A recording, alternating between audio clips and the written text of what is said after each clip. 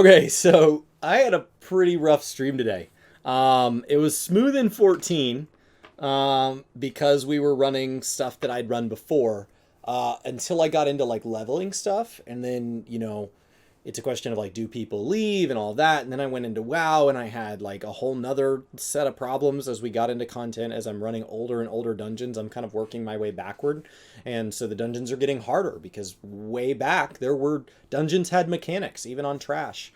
And I wanted to talk a little bit about toxicity because we got to see some of it today. Everybody has a story of when they tried 14 for the first time and the community pushed them away, or they tried WoW for the first time and the community pushed them away. And so, as far as one-offs, there are jerks in every game. It only takes a few. In 14, you get notified sometimes at the beginning of a dungeon that somebody's new.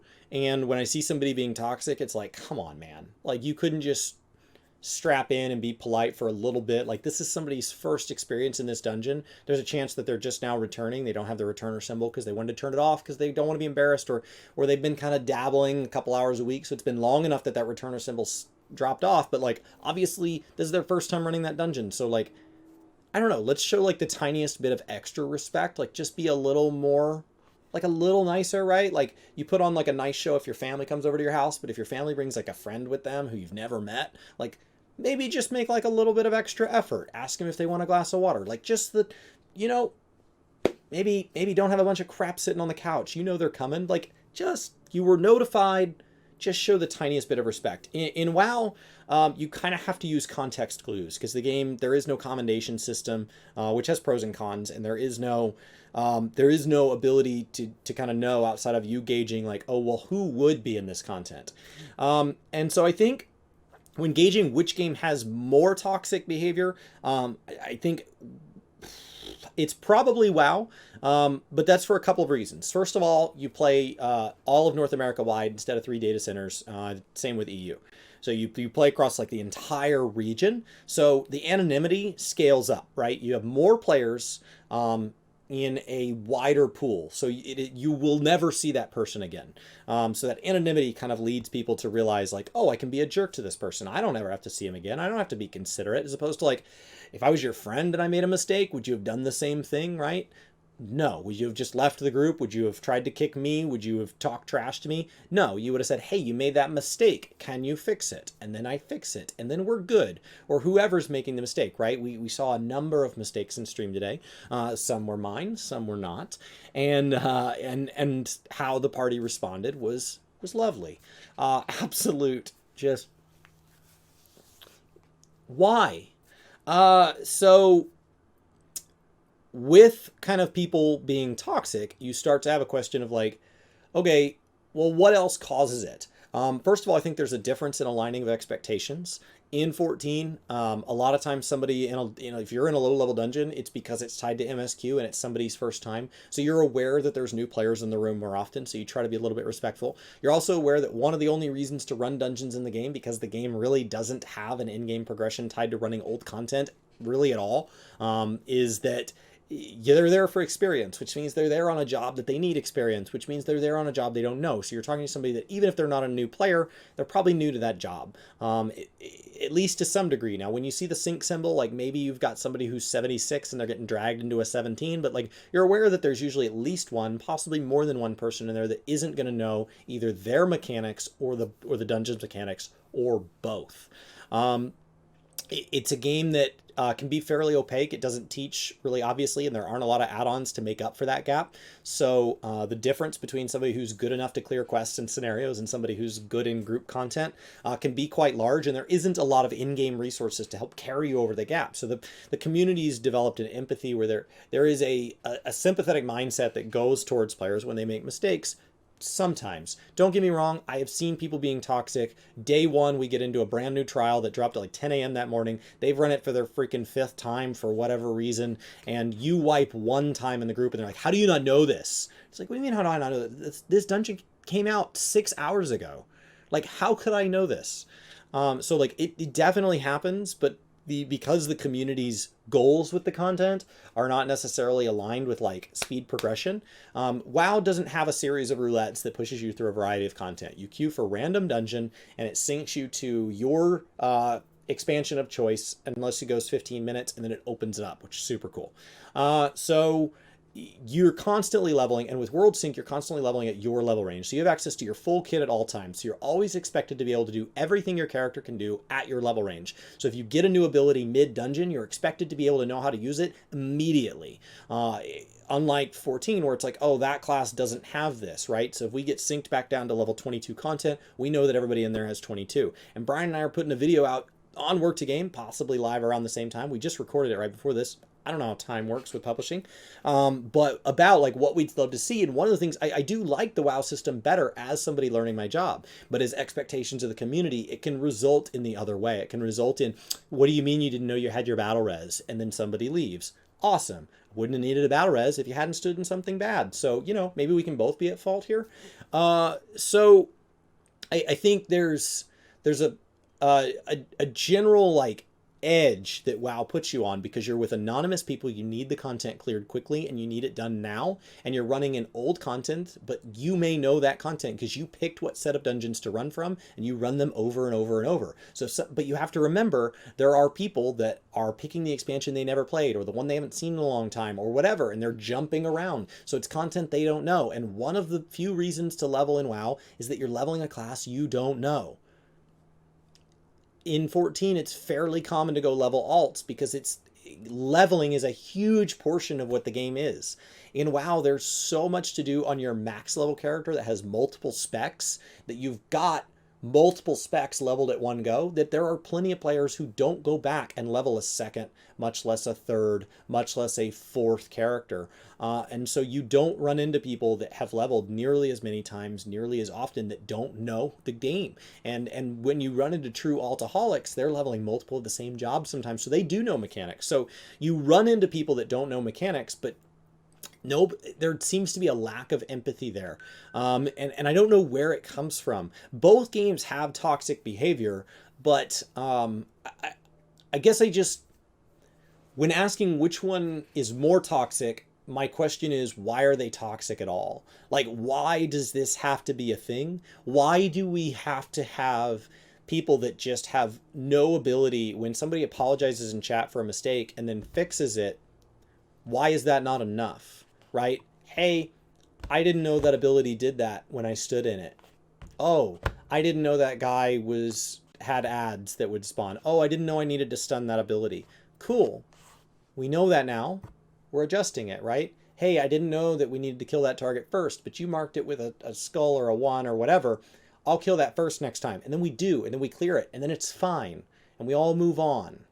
When you queue for a random party in any dungeon, especially not a party finder or group finder type thing where you've manually selected your group and you have a vetting process. When you're randomly queuing into content that is deemed a level that the game says, you know what, this should be clearable by random stuff, we've put an eye level or a level requirement in here, and as soon as they're over that, as soon as they're this tall to ride that ride, they should be good enough. In WoW, for example, if you want to queue before that, you can manually jump in with a quest. That's just the level that's required to do with randoms. I don't understand why it's not, you know what, I appreciate that I have a party. The alternative is not having a party. Let's go ahead and give this a real go. I think that it's an unfortunate sign of the community that we have to resort to, well, at least it's not as toxic as this other game.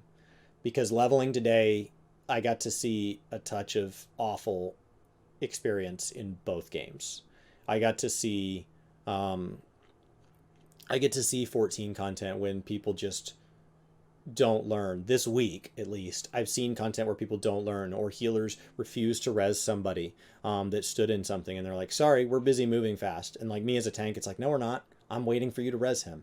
We're standing still. I'm waiting. Like, and they're like, no, he can walk. And it's like, cool. Super cool. I don't know where that comes from. And you're not saying, oh, I don't want him to have weakness. Like, he should just walk. We're really close to the entrance. Like, there is no explanation. There's just make him walk. I don't know where that comes from. And I don't know how to get in front of it.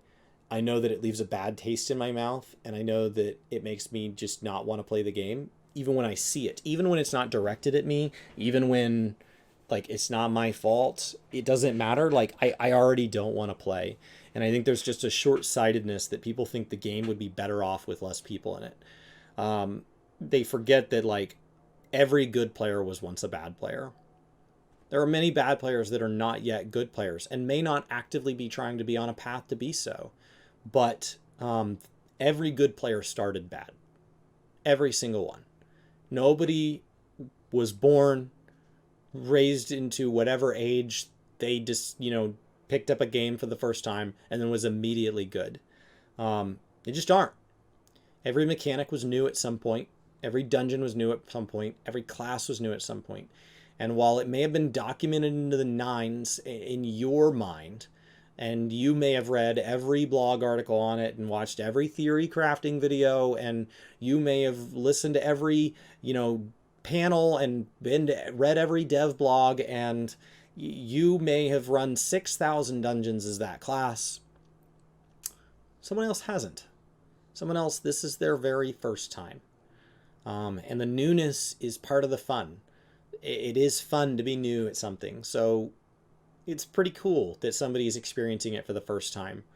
And I think the toxic behavior, when it comes to like which one is more toxic, I think really it comes down to when you fail to live up to somebody's expectations, you're immediately the problem, and then they result in toxic behavior. And it's very much like I got cut off in traffic, so I'm going to cut off somebody else. How does that fix you getting cut off? Especially because you're not cutting that person off, right? You're cutting off somebody else. Or you're like, you know what? I will cut that person off, and then I'll brake check them. Cool. Now the 4 cars behind them all get brake checked too. Like, it's not getting better. And if that person accidentally cut you off, maybe they didn't see you, maybe they thought they needed over or something like that. Now, out of nowhere, you came and did this thing to them, right? You didn't honk and look for a wave and like, hey, letting you know you made a mistake or whatever.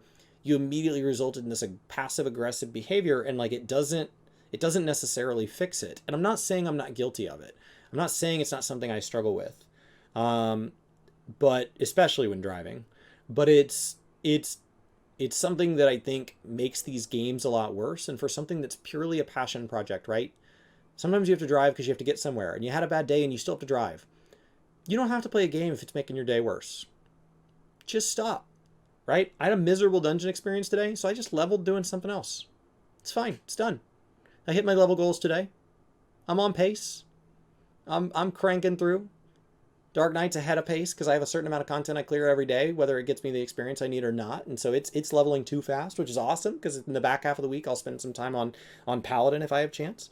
Death Knight, I have a set number of levels that I want to do each day, and that's cranking right along. Yeah, I think it'll hit 50 after probably 15, 16 hours, which is it's not bad for the fact that I'm doing a specific type of content. I'm not optimizing for level speed. Yeah, I don't get it. I don't understand why it is this way. And when asking which game is more toxic, it is probably WoW.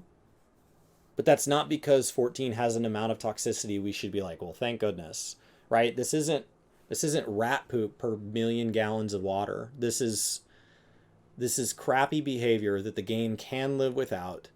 And there's a reason it's bannable.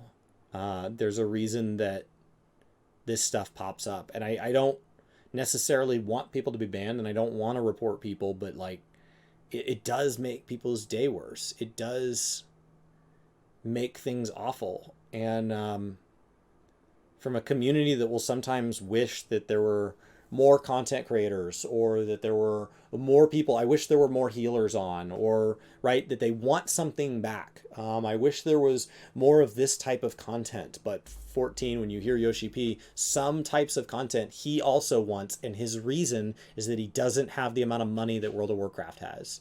So when you look at things like that and you say, I want, and if there's anything you want in the game, and then you're actively tearing that community down, or you're actively tearing the content creators down, or you're actively tearing that new player down, or you're actively tearing down the devs, it doesn't get you closer to your goal, right? If they need more money, you need those people that play differently than you. You need people that craft. You need people that they're going to log in a ton during Ishgard, and they're going to play all this, and they're going to, get bored and go buy a glamour off the cash shop, and they're going to be subscribed on,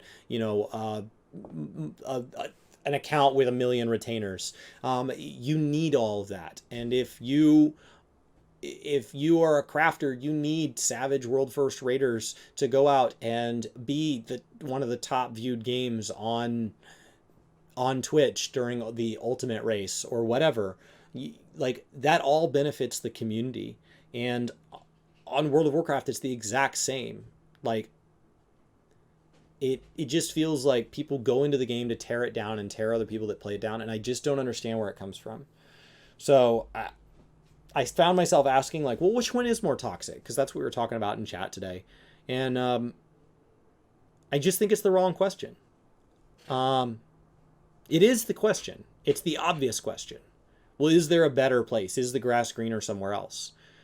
But honestly, it's just a reminder how thankful I am that I have friends that I can sometimes play with and stuff like that, because those times I don't have to deal with that, right? When I can mitigate the awfulness by replacing some of the random slots in a party with slots of a control, like of a known entity. Even if I have a friend that'll play a game with me that's not good at the game or has had a bad day, it's like, at least there's like a known thing there, so like it just makes things not fun to be around toxic behavior. And I've seen a fair bit of it this week in both games. And it made me move to showing initials on stream on 14, because it's just a matter of time till I say something. And I'm not trying to single a person out, so I don't want it to be taken as harassment, so I don't want to get a ban for it. So let's just anonymize all them. I don't need their names anyway. That way, if I slip something, maybe I won't get banned. In WoW, trash talking is just part of the community and seems to be fairly tolerated, so I'm not as worried about it, but it would just be better not to have it. So, that's my rant video. That's my which game is more toxic. That's my some people suck. Some people suck.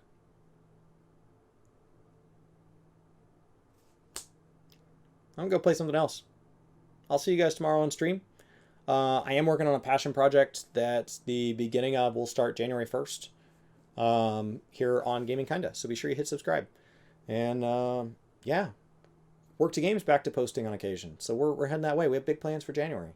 So go see us there and come see us when we're streaming. It's getting a tiny bit more professional every day. I'll see you guys next time.